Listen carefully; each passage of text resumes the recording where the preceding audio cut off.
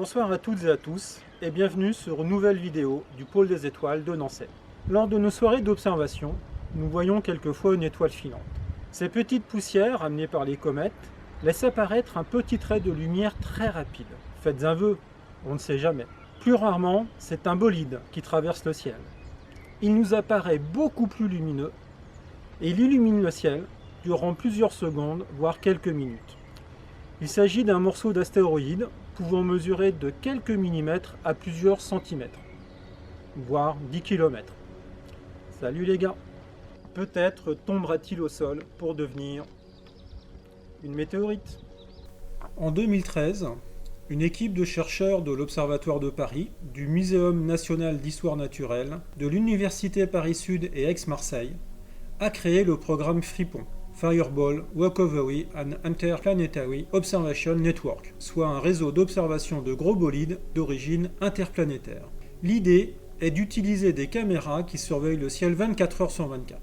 Plus d'une centaine de ces caméras ont été installées un peu partout en Europe. Elle est toute petite, mais elle est redoutable. Dès qu'un météore apparaît, elle l'enregistre en notant la date, l'heure et la direction.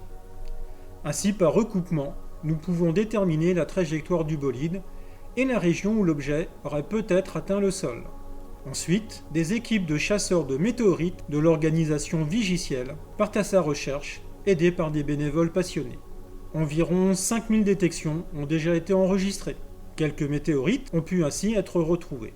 Si vous êtes témoin du passage d'un gros bolide, n'hésitez pas à remplir la fiche d'observation « J'ai vu une grosse étoile filante » sur le site Vigiciel. Car l'air de rien, ça circule dans l'atmosphère. Par contre, quand le ciel est nuageux, nos caméras ne voient pas grand-chose.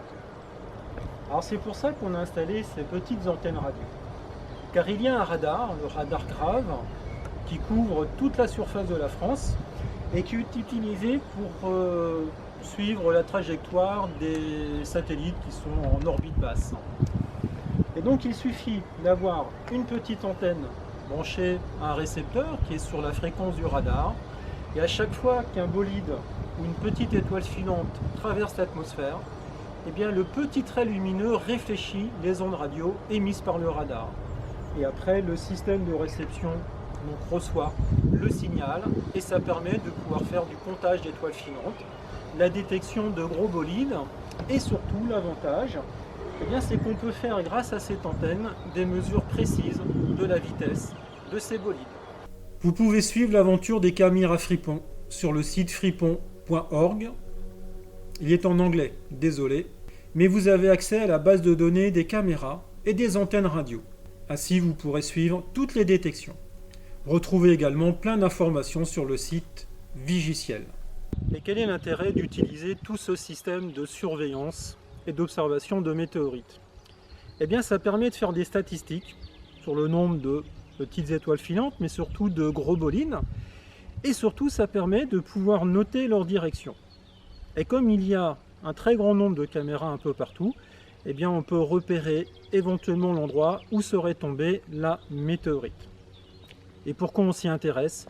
Car n'oublions pas que ces météorites sont nées avec le système solaire.